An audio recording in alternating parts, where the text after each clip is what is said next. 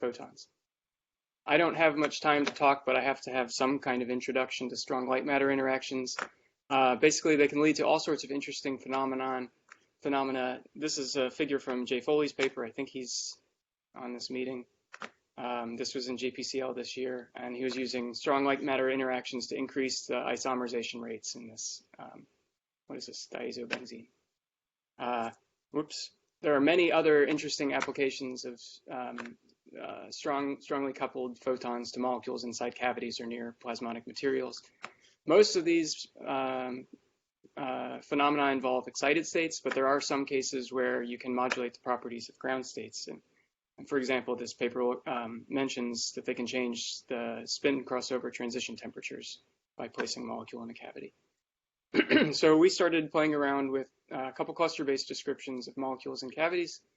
I'm only looking at ground state properties right now, and we use this Polyfair's model Hamiltonian.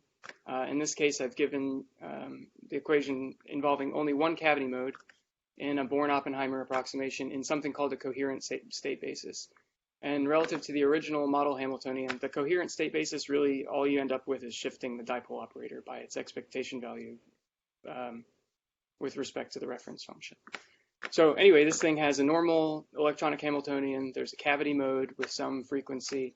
There's an electron-photon coupling term with some coupling vector that describes how strong the coupling is and the polarization of the mode. And then there's this really funny term that's called the dipole self-energy that just involves the electronic degrees of freedom. And nicely enough, this thing has the same structure as the two electron integrals. So you can really just fold it into the electronic Hamiltonian, and then you only have these extra terms to worry about. At the Hartree-Fock level of theory, you treat these systems as a direct product of a Slater determinant and a photon number state with 0 photons in it. And you can calculate this determinant, the orbitals for this determinant, from a modified Hartree-Fock procedure that involves basically this extra term.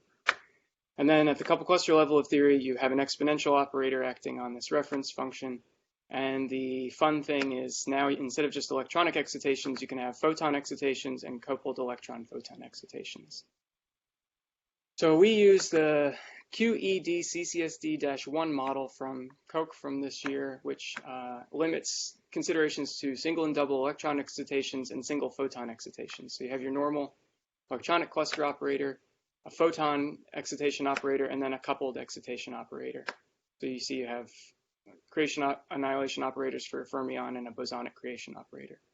And then these T's and U's are your normal cluster amplitudes, which you determine in a projective way, the normal way you solve the couple cluster equations.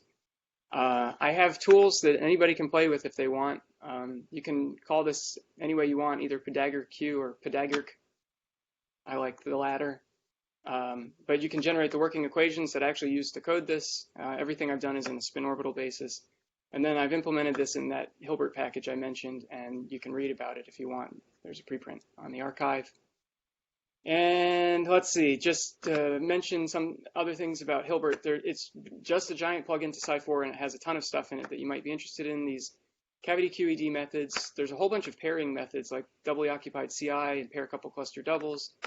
I've also moved all of our V2RDM methods into this plugin and have refactored things a bit. And there's CAS-SCF, V2RDM-driven CAS-SCF, V2RDM-driven DOCI, and 1D Hubbard model.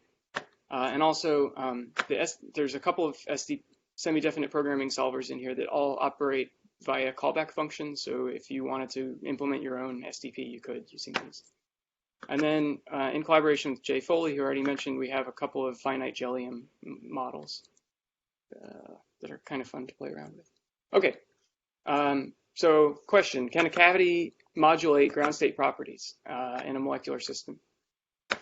The answer is yes, but I'll show you. So I started looking at IPs and EAs in very simple systems. I picked sodium halide series because they had big dipole moments, and I originally thought, big dipole, that should couple to my photon mode. So anyway, I picked these molecules. You can use a photon energy of 2 eV. The mode has a resonance that's 2 eV, and then the cavity mode is polarized in the Z direction. And IPs are really insensitive to the cavity, so I'm not even going to talk about IPs. And then EAs can be altered quite a bit. Here's an ugly table. Just focus on NAF because that's where I see the biggest changes.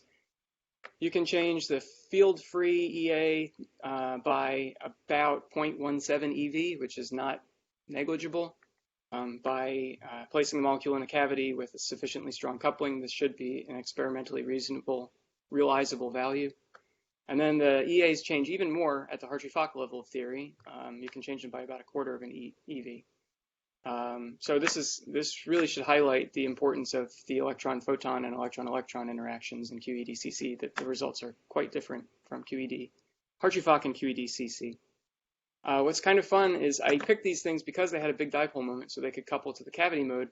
But it's always important in these types of systems to ask how your properties change when you choose a non-idealized geometry. So basically, what happens if I turn the molecule perpendicular to the cavity mode?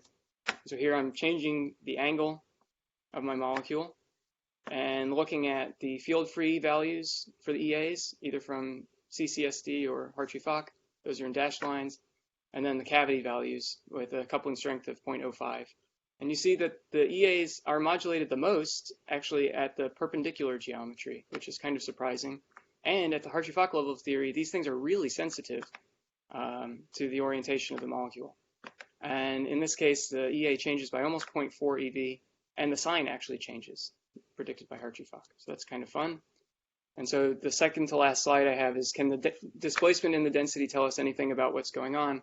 So basically, I'm looking at the color wheel of death because I think this image is huge. The density minus the density in the cavity. Actually, it's the other way around. The density in the cavity minus the density for the neutral molecule and the anion with different cavity mode polarizations. And it's kind of fun for the neutral molecule. You see when you just by putting the molecule in the cavity in its ground state, without shining light on it, I mean, you see deformations in the electron density along the cavity mode. Where you get increases in electron density, and you get small decreases perpendicular to the cavity mode. And then if you flip the molecule so it's perpendicular to the cavity mode, you see the same thing. You get increases in electron density in these lobes, and then decreases in the electron density in the lobe perpendicular to the cavity. The energies of the neutral species in these two orientations are really similar, and I think that's kind of reflected in the deformation patterns. They're very similar between the two. Things are completely different for the anion. You get totally different deformation patterns. Instead of this nice lobe structure, you get this nodal structure at sodium that persists way far beyond the atom. And then the anionic density deformations look even more different. I'm sorry, when you turn the molecule perpendicular to the cavity mode. There's a lot of detail to be discussed in these figures that I clearly don't have time to discuss. So read this paper. Let me move that. Read that paper if you're interested about any more details here.